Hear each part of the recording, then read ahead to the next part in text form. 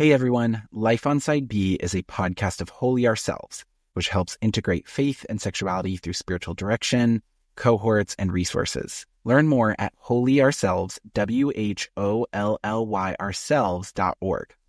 Before we start, we have another listener message. This is a prayer for those who are closeted. God of open doors, we remember how frequently you entered into cramped, uncomfortable spaces, taking up residence in a tiny universe, a microscopic temple, a frail and faulty body, a quiet and desolate tomb. You did this not because you had to, not because you were forced. You chose this out of your love for us, a love so luminous and voluminous that the thin and brief container of even death itself could not compare. We remember how you waited on the morning when you defeated the grave, how you stood to stare, even as we do now, at the inside of a door that you knew would move. We ask that you take up residence once again in this place, turning this closet into a cosmos, a star-filled temple where shame is banished and sorrows cease. We pray that you hide us in this place, clothing us in the dignity and glory of one who is seen intimately by the Most High and invited with honor into your presence. We thank you for your comfort and provision in this moment, and we look forward to the day, whether it comes in this age or in paradise, when you will close your eyes and smile, and recall the time in which you said, "Lazarus, come out," and you will grasp the hyssop in your hand and spread the blood of the lamb upon the lintel, and you will turn and take up your carpenter's tools one more time to unhinge all such doors forever. Amen.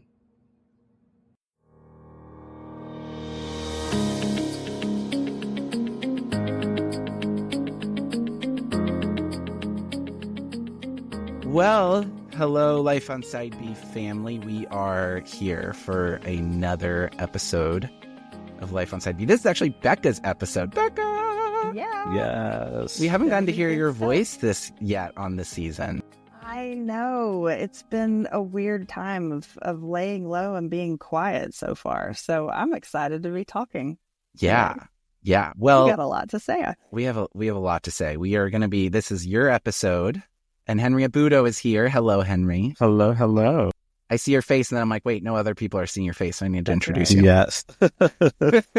That's true.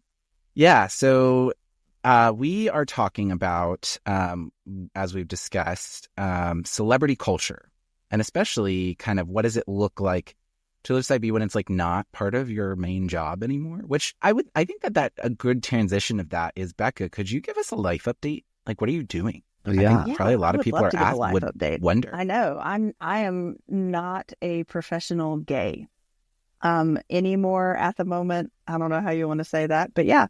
9 months out from leaving Revoice, and currently I am in a residency program at a local level 1 trauma hospital as a clinical chaplain. So I just finished up the first unit of study. I've got about 8 more months to go, and am trying to explain it that if you've got like a general calling or vocation of walking with people, helping people, really that pastoral care, that I'm doing the same thing that I've always done. I'm just doing it in a very different environment now. So getting to work in a hospital has been just an absolute delight. It's been challenging in good ways and stretched me faith-wise and professionally, and I'm loving it. So still in Chattanooga, still at the same church, but shifting gears career-wise right now. It just, as you talk about chaplaincy, is it chaplaincy? Yes. Is that the word? Okay. Yeah. Yes. It just fits so well to what I know of you. It just feels like it flows. When you say it, I'm like, that sounds right. That sounds good. Yeah, I was on call Saturday and was in a patient's room, and a tech a patient tech came in and couldn't see my badge. But when I came out in the hall, she's like, "Oh, you were given chaplain vibes." And I was like, that is the best affirmation. Yeah. I was like, yes, chaplain vibes. I like that. So yeah, I'd love to give a plug real quick. Those of our side B gabies who are in seminary or pursuing ministry. One of the coolest things that has been so healing for me is that we get beat up a lot in trying to get into church ministry. And I have been welcomed into chaplaincy with open arms. The ecumenical nature of it, get to serve people, get to be the hands and feet of Jesus, and nobody cares that I'm a woman. Nobody cares that I am gay. Yes. They just want people to take care of them. And it's a place that you're welcomed by educators, staff, your colleagues. So if you are looking at going into ministry, I would strongly encourage you to consider chaplaincy, because it's a place that you will be welcomed instead of having to worry about potentially being rejected. Isn't that a crazy feeling when you've like been in ministry and you're like, wait, so you don't care about these things? They care. So freeing, has to be. Yeah. Oh my gosh. Yeah. It's great. I mean, and in a secular workplace, it's like that old joke of people being welcome at a bar and rejected at church. I mean, it's the same kind of thing. Yeah. So, yeah. You don't have to self-fundraise and then have feel like you're more controlled than if you were somewhere else. Oh, exactly. Yeah. My paycheck is not dependent upon something that I may or may not say on social media or a decision I may or may not make. I get to live my life and do my thing and serve Jesus, and it's been very freeing. Yeah. And that's what we're talking about. Exactly. This episode will be coming out before your episode, Henry. But I know we, for ourselves, have already talked about this quite a bit on your episode, how much this whole system is really hard. And what does it look like? Because there's so much that gets pressured onto you. Like you might have the personal convictions, but then when you are in a place of ministry or something, or like maybe not even like as a role, like career wise, but maybe even just your platform, that you feel like this ultimate extra pressure. Yeah. So then when you're engaging with it, from like, oh wait, I don't have that pressure, it's back to just being, I need to choose if this is what I want kind of thing. That's such a weird transition. I would love to hear your guys' thoughts on this, because I know both of you have experience in this, where you've been in places where you felt kind of a pressure to live up to a certain standard, or like, being side B is also connected to your paycheck. And then when you leave those spaces, the kind of journey of that. Henry, let's go. Since Bekah just shared, Henry, give us some thoughts on what your experience has been like with that kind of thing. Well, I am obviously staunchly against someone's salary being tied to, or donor salary, excuse me. Yeah, I'm opposed to, in order for me to get a paycheck, I have to make this donor happy, or if they question this, then I'm at risk of losing my job. Mm-hmm. And then I'm at risk of not being able to pay rent or do that. And it's like, that should not be a model that we're following, but across the board, like in most ministry, it is the model that unfortunately exists, and that operates from a place of fear. And I don't think fear has room to thrive in our relationships with the Lord and with one another and with organizations, if that's where they're constantly operating from. And like I said in our episode, which hasn't aired, like, I stopped being a palatable gay person, palatable Christian, palatable Black person, palatable immigrant about 2020, 2021. And so it's like, if that's gonna exclude me if living as my authentic self and speaking freely with respect for sure, but if being open and honest is gonna about my life and circumstances or situation is gonna cause people to not support me, then it's like I didn't want your dollars, ministry dollars, in the first place. Yeah.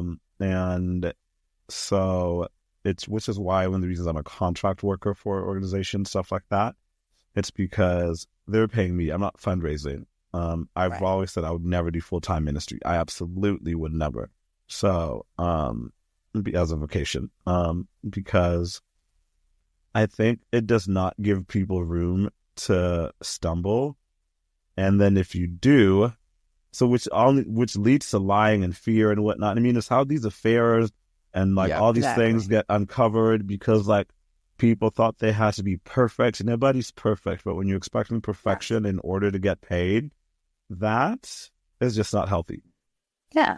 No. You don't get to talk about your doubts or, hey, I'm really struggling with this right now. You're supposed to have achieved this level of stability, of not reviewing your theology, of not asking hard questions, of not being able to say, yeah, I've been doing this for a really long time, but in this season, this is really hard. And I want to throw my hands up and be like, screw it all, you don't get to do that because people have an expectation of what a leader is supposed to have as far as spiritual standing. And a lot of times it's self-imposed. If you ask individuals, they'd be like, no, that is not what we expect. But it is. It's an unspoken expectation, And it's a challenging place to attempt to work through things, I mean, I didn't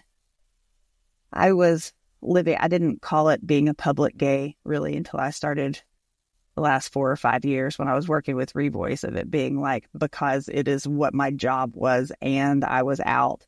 Before that, I was in a classroom. I was an educator and an administrator, and people that needed to know knew.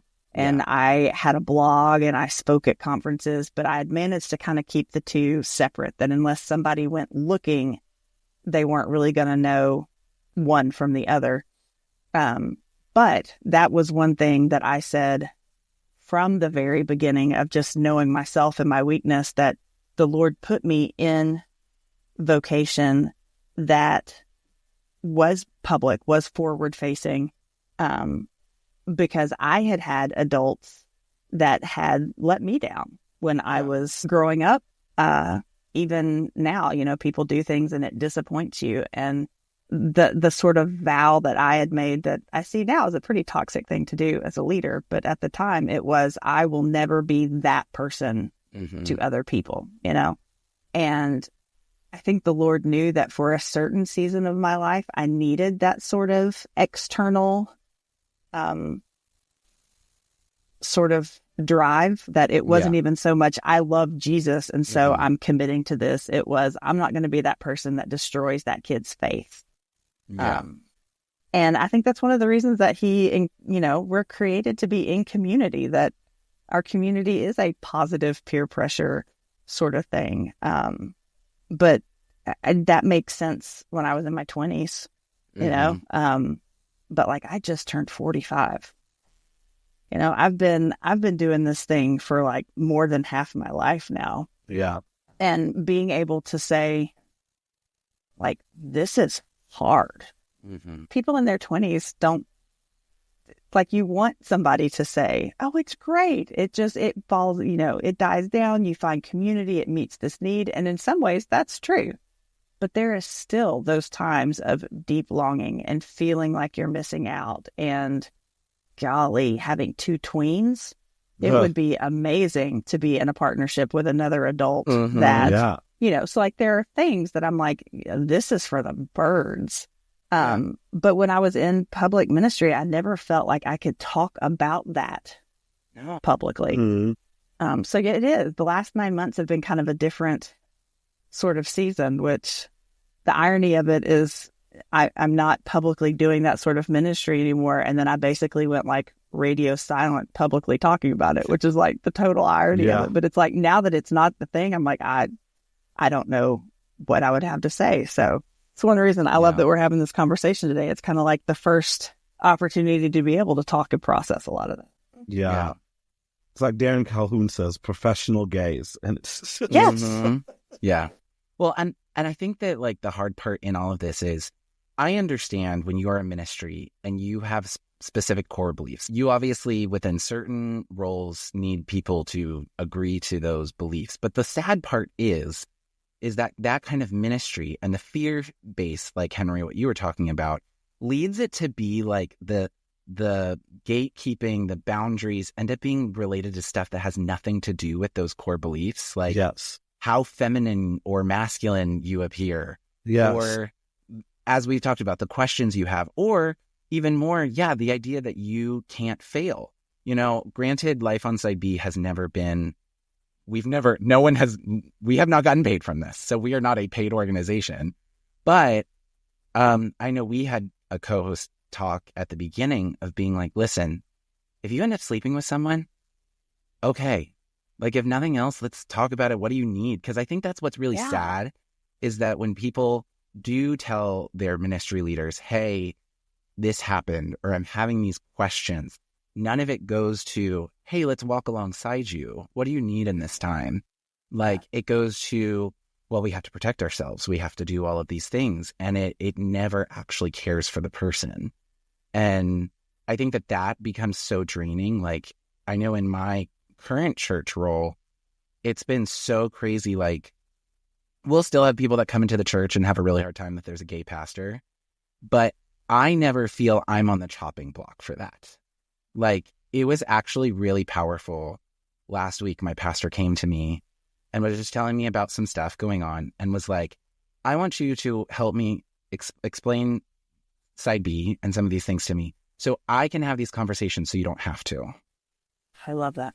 And that was really like, it almost made me feel like, oh gosh, you shouldn't have to do that. But then I was like, wait, I do it all the time. Yeah, right. You can do it. Yeah. That's literally burden bearing. That's him being close enough to be hit by a rock that's thrown at us. And I mean, and that's the kind of standard that when I first heard that, I was like, yep, that's it right there. That's how it should be. And sadly, this is like the exception.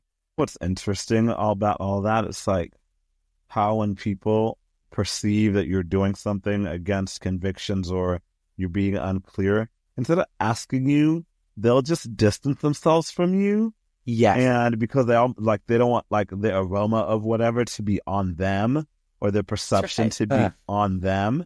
Mm-hmm. And it's like, if you would have just asked me, I literally could have clarified this in like seconds. Or if you just kept living your life and minded your own business, that could work too. But either one is like, fine. Yeah. Either one. It's just like... Yeah, like...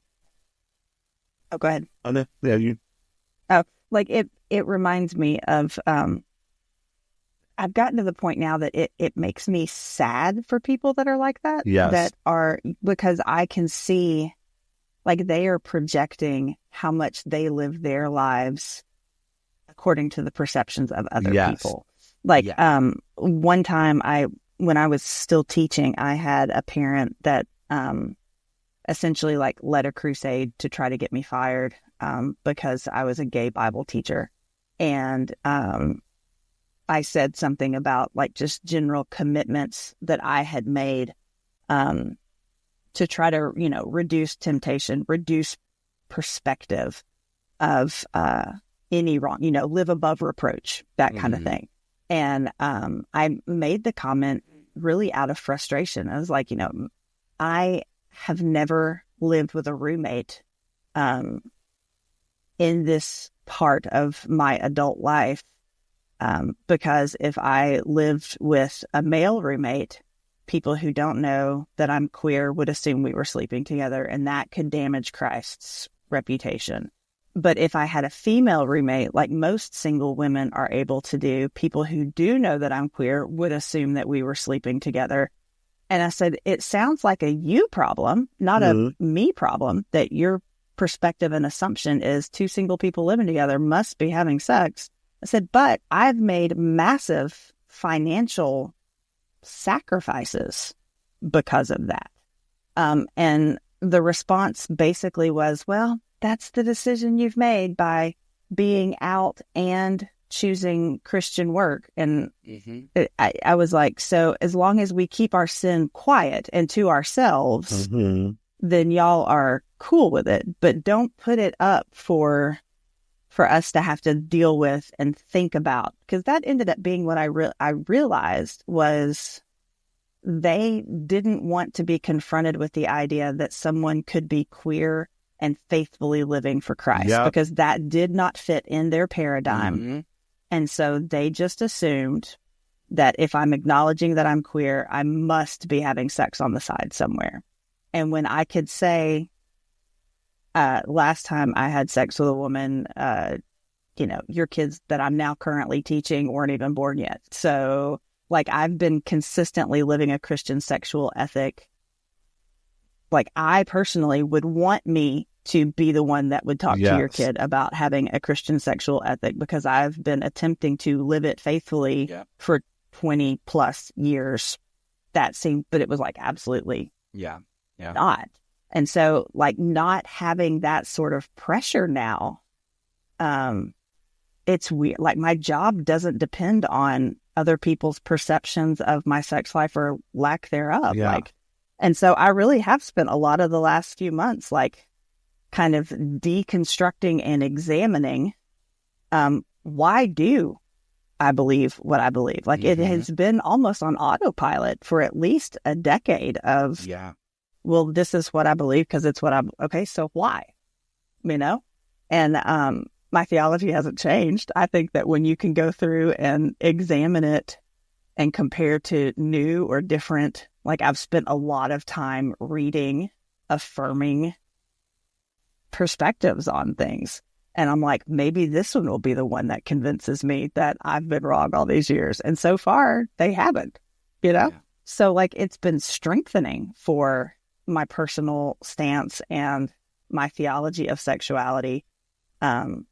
But I love the fact that, like, this is something that I am finally being able to say I'm doing this for myself and because of my relationship with Jesus, not because of the possibility of disappointing other people. Although I do still know, like, if I was like, forget it all and walked away and found a wife and whatever, like, people would be disappointed and they would be hurt. And our sin affects more than just us as individuals. That's the opposite side of the coin of living in community. That it's never just about ourselves, but never. Like, there's a scary, like, realization when you because fear is such a big motivator that regardless of whether we really consciously think it or not, when our job is tied to, and our acceptance and things are tied to these things, no matter how deeply we believe them below that or how much we believed it before that and all of that stuff, you're right. I love where you're saying you go on autopilot. You're just like, it's not a question. That can't happen. That just is not an option. And then when it's like, well, it could. Do I want it? Yeah. You then have to really strengthen, why was I here in the first place? What drew me here? And that is scary. We have already seen this trend of organizations getting more scared, getting more like tightening down the reins on things for fear of perception, for fear of all of this kind of stuff. It's just getting worse. And we need to be able to find ways to say, we're going to care, because it is, I think the hard part, thing I've realized, even still working for a church that's trying to do this in a much healthier way, you will never get away from the fact that in ministry, you're not just colleagues. You're also kind of family in a weird, odd way. That just, you can't get away from it. Yeah. So, like, if we're going to be family to each other, how do we do this in a way that we're actually caring for our employees if we are going to be in that? Or, as you're talking about, like, moving out of that, how do I take the scary routes needed? Yeah, I mean, and 9 times out of 10, it comes down to fear of finances. Mm-hmm. Like, it is, if we do this thing, then X, Y, and Z donors and supporters are going to withhold their money. And I quickly became convicted of the fact that saying something like that or acting in that way was saying, I don't believe that the God who owns the cattle on 1,000 hill cannot just replace that person's money. Like, I'm going to please that person and limit ministry or not speak boldly enough because I believe that God won't replace that. And it was so convicting to me because, like, I see that when, again, in being in education, like, I've spent my entire life in private institutions of one or another, and that is what controls so many things, is who has the purse strings controls whatever, as far as everything from doctrine and theology to who you hire and who you fire.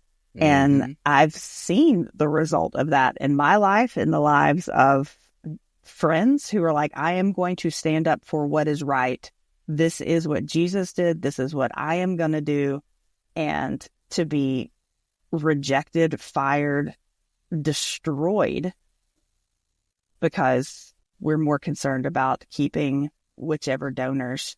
And I mean, that's just something that the church and Christian education, Christian institutions, nonprofit organizations, like, I think it's something we're going to be held accountable for at the end of God saying, my people are more important than money. Yes. And how many people do these things also just lead out of ministry or push out of ministry? People who would otherwise were doing kingdom work, but because of this, they just get fed up or they get frustrated. They're like, you know what?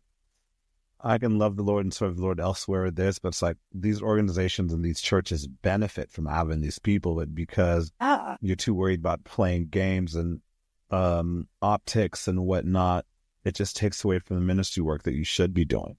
And the number one goal of the enemy is to distract us from doing kingdom work. So it's like all this, like, we're just doing his work for him.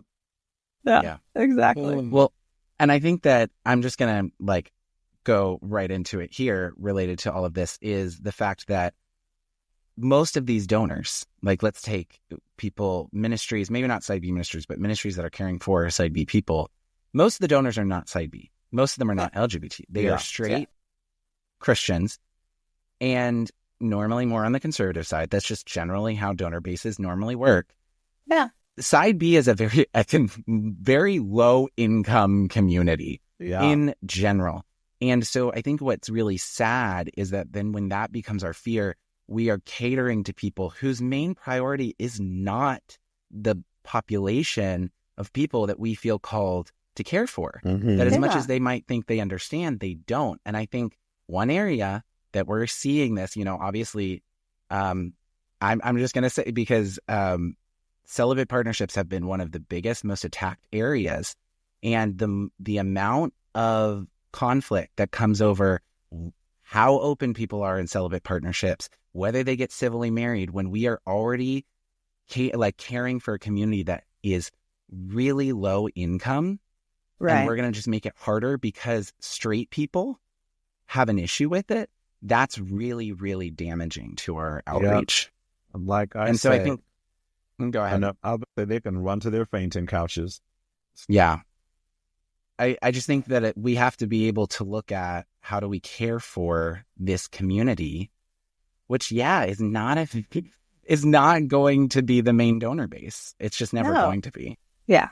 I mean, and being wise about how we care for people as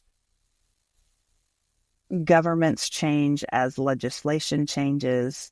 Sometimes people have to be creative with the things that they do. And I mean, it's something that has been a huge hit for me for years, as being somebody who is a history and political junkie, and also being in ministry, is that from a political, historical standpoint, I have no problem whatsoever with same-sex marriage. Same. Because from a political legislative standpoint, it is so advantageous to contractually join your life with a partner that it is discrimination to say, you can't do that with that person because of a theological perspective. You know, like when in America we decided that the theological and the political were going to be merged into one,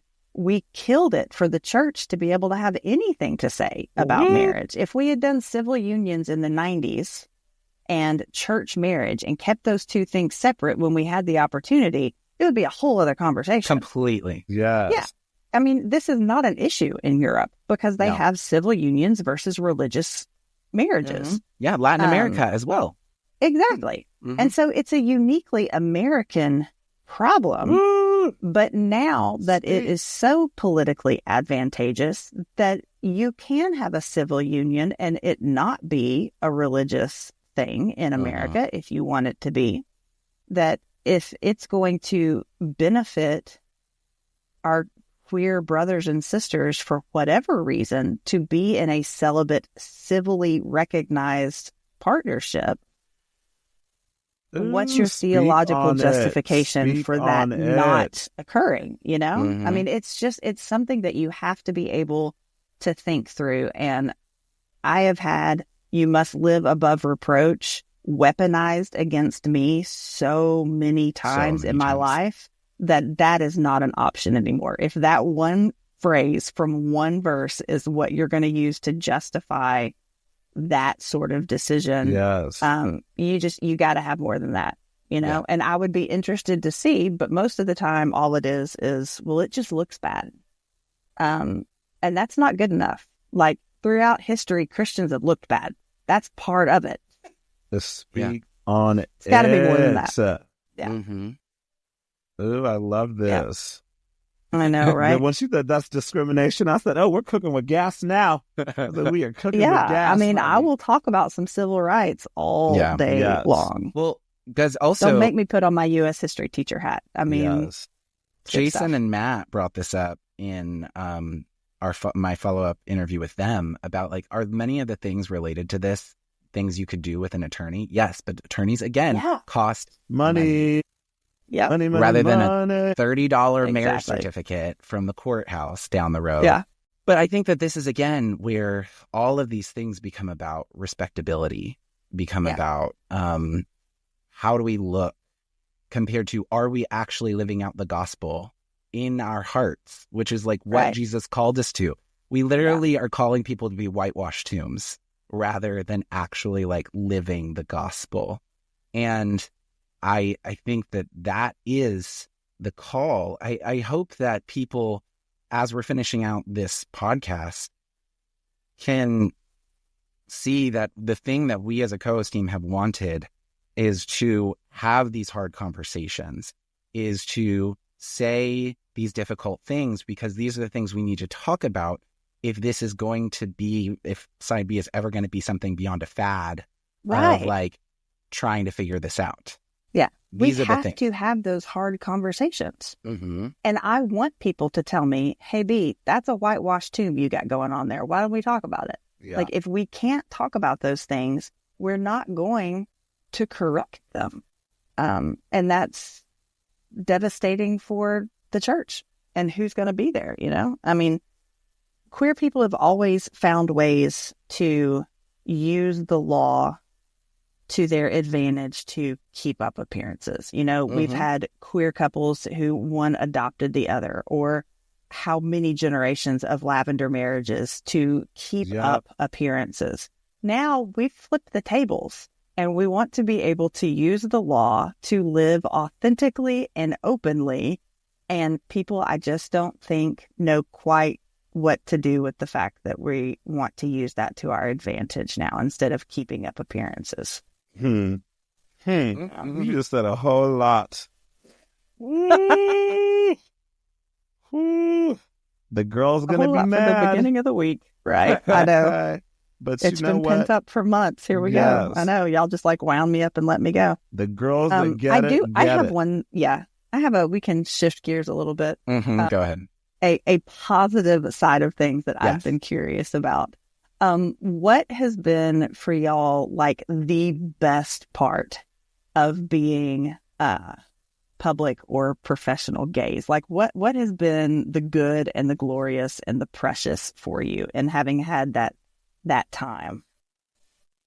I think I will say one of them is when we do get to interact with people and they tell us what it meant to them or what they learned, because so many times when you're in teaching positions or leadership positions, you kind of do put it out there and then it's out of sight, out of mind. You're living your own life, especially because Side B is such a scattered network of people. It's like, oh, when someone comes up to us like, oh, I really enjoyed that episode, or this episode saved my life, or I loved what you wrote on this. It's like seeing your impact, not just like to pat yourself on the back, but it's like the validation that what you're doing matters and it is doing something. It's not meaningless. I sound like John Piper. I was like, wait, those are John Piper's words. That's right. But You're not collecting seashells, Henry. Don't worry. yes. But and then I think part of, I mean, that is a nice thing about it. And then a weird thing, I'm going to also answer for that, is because even Art and I were talking about this over the weekend. It's like people can assume they know you and get very familiar with you, and you're like, you've listened to me for 6 years, but I don't know your name. It's like we're actually not friends. But thank you so much. So now I'm going to go along. But no, I do find when people say how much it's impacted them, whether it's work, teaching, episode, writing, whatever, I find that it's like, okay, just validation to keep going, and to keep going not for like, okay, let me just do this because I have to, or to earn a check or this, but it's like, hey, because the real work matters in the hearts and souls of people, not in this organization. Mm-hmm. Yeah, totally. Yeah, piggybacking on that, I definitely think, obviously, there's just a joy of the impact that it has in people's lives. Like that you are affecting people that I may never meet. Like, and just by simply being honest, like that's the crazy part. I'm like, I just was like, literally vomited my thoughts. Probably not in the best way. And I'm so glad that that was helpful. Yeah. I mean, hell, things I've said on this podcast, I'm like, absolutely. Gosh, I've just like vomited my thoughts. But I hope it's helpful to someone. But I would say that one of the other things that has been really, helpful for me in it is I am such a verbal processor. And like, can I have conversations in my house? I do all the time, 100%. But I think the accessibility, there is an accessibility to talk with other people who are like really similarly thinking about these things, that in a way that I'm like, like us as a co-host team, I'm like, wow, when else would I have the opportunity for the three of us to sit down and talk about all of this? Absolutely. Like, I'm not going to get that in my local, as much as I adore my local community, I'm not going to like have this conversation in this way. And I think that is a joy and like a beauty of it when I can see that has helped me develop in ways that I don't think I would have otherwise. And I think like it's gotten just even better the more I have been able to find grounding of, cool, yeah, I'm going to do this in this way without the like censoring and the, appropriate censoring, but like extreme censoring and these things to be able to develop. I feel like my spiritual formation has like catapulted at times because of these open conversations. Mm-hmm. Yeah, Becca, what about one you? of the, like, you talking about not being able to have like the connection like embodied in your community. I think one of the, like, a couple of the coolest things that have happened for me is we have friends that joke about having celebrity sightings. Yes. But when I worked with Revoice, I used to work at a local coffee shop a lot. And there was more than once that I would be sitting there minding my own business, doing my work, and a pastor or just some random person would come up and be like, I'm really sorry. Are you Bekah Mason? And I'd be like, yeah. And they would just like welcome themselves and sit down at the table and start to talk about either stuff that we were doing at Revoice or that a queer friend had given them the link to Life on Side B and they'd been listening. And to have, like, in my little weird bubble in Chattanooga, the work that we've been able to do that people, I don't know who they are like, let me tell you about how what y'all are doing has impacted my life or has helped me minister to this person.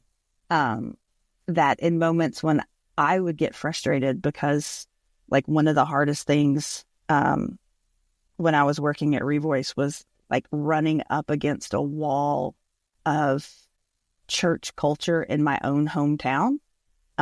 For us to make headway here in working with churches, a lot of it kind of felt like that, a prophet has no honor in their hometown. Yeah. But also that Chattanooga can be decades behind as far as church culture with a lot of these conversations. And so I would be so frustrated that I couldn't get meetings with pastors that I'd known my entire life. I wouldn't, and I was just frustration of I can't get this work that we do on a global level in my hometown. Yeah. And then God would send somebody and be like, it's happening in places that you don't like. I know that you want this to be with the people that you know and love the best, but I'm finding the places where people are receptive, even here in your hometown, and the Holy Spirit is doing his work, and just let it happen. And it was so refreshing and so encouraging. Even when I had friends make fun of me about having celebrity encounters at coffee shops, that I just kind of took it because I was like, it's worth it. Like, the Lord knew that I needed that. Yeah. And to be able to see that that sort of encouragement was taking place in places that I knew I personally would never be able to get in there, but streaming services means that we can be in dorm rooms in super seriously conservative Christian colleges where I'll never be asked to come speak in a chapel, but those kids can have 6 years of Life on Side B streaming in their dorm room, and there ain't nothing they can do about that, So that's been the coolest part of, like, platform for me, is being able to see all the ways that God gets his message to who needs to hear it when they need to hear it. I so relate to that because that's something I've always felt in my city. I'm like, so we can talk to people all over the world about all of this, but then here they're like, no. And I'm like, okay, whatever. Or there's like no side B people or whatever. So I totally relate in so many ways. And it's just like, yeah, you're like, God, open the doors where the doors are ready to be open. Yeah, exactly. And just help me be sensitive enough to see it and to walk through it. Yeah. One question I have is, obviously, as all of us have engaged with the question, when you're like, wow, okay, my salary, my voice, my position is no longer tied to my respectability or, my staying above reproach, or even just in general, my sexual ethics. What thoughts would you give to people who maybe are on that same journey as you have been on it? Or like, what has been helpful for you? Because I know we ain't the only ones. Yes. One thing I always really say, which has allowed me to, like, okay, Henry, you're in a partnership, or Henry, well, people aren't sure why you're doing this, or you haven't sat in process with 10 different people in community group, or this or that. I always say, at the end of the day, when you stand before the Lord, it is going to be you. It's not going to be you and your old boss. It's not going to be you and the donor. It's not going to be you and that community of people. It is going to be you. And so if you can live a life where am I at peace with the Lord and myself in what I'm doing, then be free to live your life, because everybody's always going to think something. And one of my friends told me, when I started discerning partnerships and I was really unsure about, do I want this or whatever, and I was like, well, what is so-and-so going to say? he said, Henry, don't even worry about what I'm going to think, what I'm going to say. He's like, if you have peace with the Lord and yourself, that's all that matters. And another thing, a pastor friend of mine, Garrett, he spoke at Revoice 2020 with me or online. He said, you need to get used to being misunderstood. And so that's another thing I would say. It's like, just get used to being misunderstood, and you have to be okay with that. Yeah, for real. And I don't think it's even like thick skin kind of like, because it hurts. Suppress your emotions. It's like acknowledge it, work through it. Yeah. Have those people that you can have those conversations with when you are, because it's true. It's just a given. When you are misunderstood, how are you going to handle it? Like knowing what you're going to do. And stop trying to correct every narrative about you. Because I was going to say something, but that'd be shots fired. So, come on, say it. I'll say it offline. Okay. There you go. Josh, what's the mess? I love it. I just want it all. That's right. That's right. Oh, I think mine would be to not be afraid to take it apart and rebuild it. Like, go ahead and continually, and I think that's true of like any part of your spiritual formation, is continue to examine it, continue to look at it. Don't allow yourself to be in autopilot. Don't be afraid of other theologies. Read the stuff that comes out. Be friends with people who are affirming. Don't isolate yourself from it because you fear, if I'm friends with people who are affirming, maybe they'll change my mind. Well, if they do, then you weren't firm enough in what you believe, challenge your beliefs so that you can see what it is that the Holy Spirit is going to prune versus what is going to stay and grow stronger, and live a life to where you become a person who looks forward to your faith being challenged. When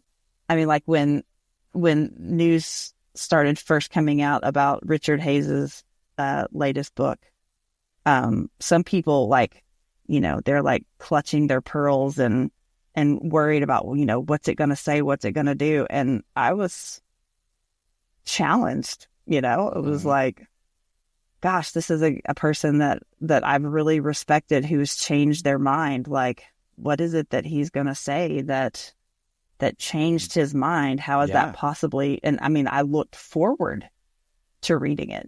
I wasn't afraid of it. I looked forward to it. But I haven't always been that way. There was a very long time that I refused to read anything that was affirming. And it was fear-based, same as everything else, do not live in fear of man. If there is one, not in fear of differing theologies, not in fear of donors and financial struggles, do not live in fear of man. And it makes walking this path not easy, but makes it even more worthwhile than it already is. Yeah. Yeah. Because it's just, fear is not the way that we live. We're meant to live in any way. I resonate so much with what both of you are saying. Going back to Henry's point really quickly, I think, it's funny. I don't know if I've ever discussed this on the podcast, but my older brother played professional baseball. I don't know if we've ever discussed. We've talked about it. Yeah, you and I talked about it. Yes. Okay. So my because brother. I'm a Red Sox fan, and You can't stand that he played for the Yankees. Yeah. Mm-hmm, yeah. Mm-hmm. Deep-seated dislike for your brother back in the day. That's okay. Yeah. That's okay. So my brother played for the New York Yankees multiple years and a few other teams. And as I started getting into Side B ministry, and I would vent to my dad about things that were being said or all of these things and how they're affecting me, it didn't come from a place of lack of empathy, but my dad from working with my brother, who obviously when you're going to be a baseball player, especially for the New York Yankees, you're going to get death threats and you're going to get all the things. And he would tell this story about when my brother first went into baseball and how my mom had a really hard time with things that they were saying to my brother for like how he pitched, and how my dad was just like, listen, if he's going to get into this, he has to figure out a way. He has to figure out a way to like deal with it, because it's awful, but you can't protect against it. And so he had said, he's like, I'm going to tell you the same thing. You have to find a way, because these are not going to go away. They're going to say things. And if you feel called to do it, you have to figure out a way. And yeah, it still hurts. It's still hard, but having that core of understanding, that, listen, I know in my heart, I am living out the gospel, or I'm going in that route, like I am trying to seek it. I am trying to seek that gospel, living the kingdom way. Then you're going to get people that have a really hard time. But ultimately, the greatest thing that has helped me is realizing most of the time when people have a hard time, it says a lot more about them than you. Mm-hmm. Because you are either living out something that they fear, that they deeply fear, often, or there is so much that gets wrapped up into what is going on in their own life, in how they respond, especially when you're in a place of trying to more authentically live out. And I think that's been really helpful for me. And speaking to your point, Bekah, like even if you engage with other ideas and simply build empathy for why people decide to go and believe things and what leads them there, I think that is powerful in understanding. There's been there's a lot of affirming people in my church, in my local church. We have a lot of affirming people.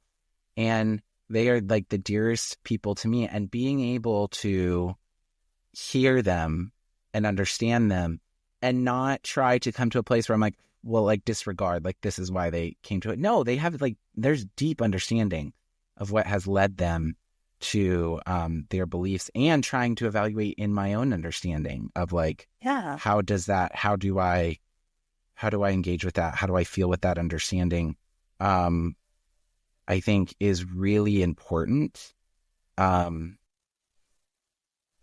because ultimately I think authentic living means that we can ground ourselves in Jesus, but like in a way that we truly know what is propelling us. Like, because I think ultimately the barriers that ministry work, that a lot of evangelicalism puts up, we think we know what is our foundation, but we really don't, because it's never been tested. And so that's the important part. But yeah.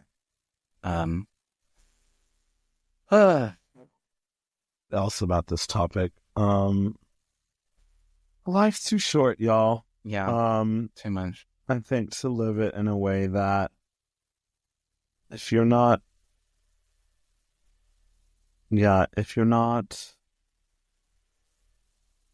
satisfied, not that like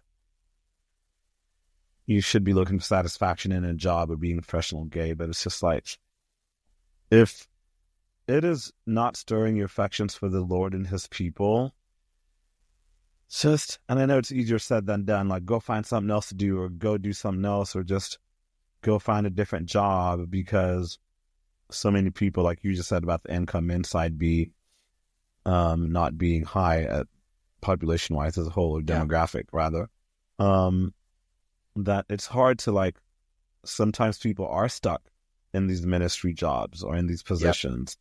And I feel for people who are like bound to these jobs or these environments that they can't leave, or it's not safe to contradict or speak up against. And so my heart, as we're having this conversation, I did not want to come off like my heart is not aware of those things. And I feel for those people deeply. And I think sometimes, okay, do y'all think some of these organizations or churches know that they're basically tying people's hands? I don't think what did you say, Bekah?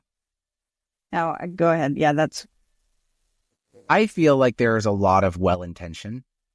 I do think so. I do think there's some that are like just lying to themselves as leaders, that they actually are like, know that they are based in fear.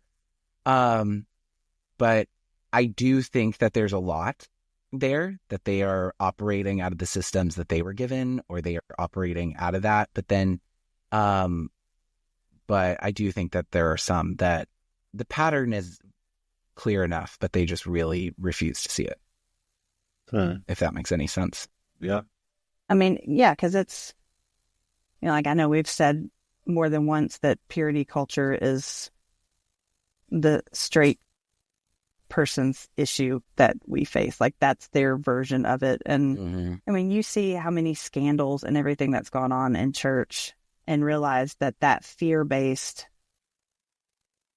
thing is what leads to so much of those downfalls in people. Like, if somebody could just say, I'm really struggling with this, or I'm in burnout, like, what is it that people are seeking when they act out? It's never, well, I've just decided that I'm going to live in rebellion against God, and I'm going to do what I want to do. Like, that's never it. Yeah. It's always, there is some unmet need. There is some deep-seated secret something that was never cared for, that leads to that. Yeah.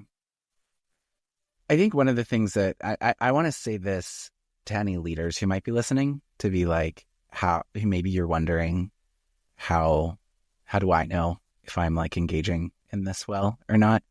The biggest way I have helped, both in my experience as a leader and in my organizations, is when we begin prioritizing the brand of the organization over the people. That's when we fail. That's the moment.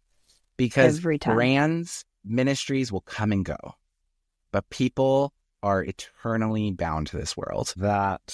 And so if we get afraid and we start prioritizing, well, we have to do this for the organization, for the mission. And I get it. I understand. But that's when we fail, because the church is not the brand of your ministry.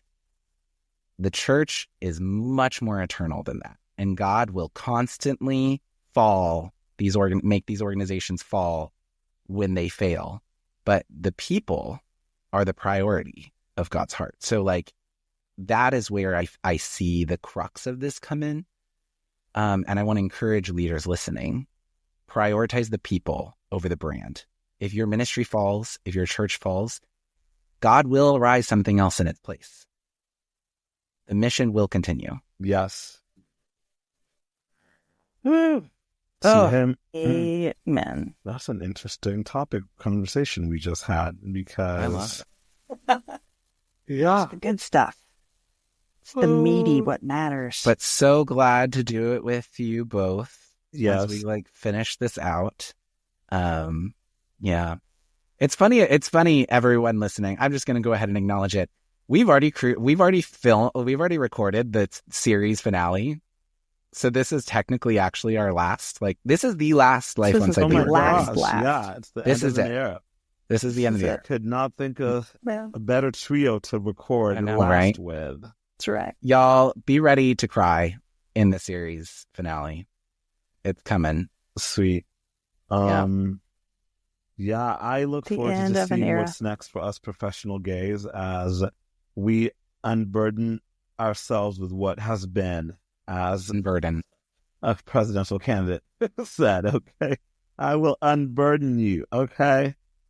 Yes. That's right. Word of 2025 may it be for us. Oh yes, unburden. It feels freeing and it feels good to just dive in and be on the other side of being a professional gay, and it feels good to kind of reclaim some of your personal life back. It's like, yeah, I'm like, great. You want to look at my Instagram and screenshot it to somebody who writes a check for me? Blocked. Okay, great. You don't have to see my Instagram. It's problem solved. Great. I deleted mine. Oh yeah, I'm not deleting mine. They just fixing to see them get blocked and blessed. Blocked and blessed. Yeah. I have noticed that trend of 2025. Like, especially Blue Skies has been really making this very popular of like, there's no more debating. We're not doing the social media debate anymore. Just block. Yes.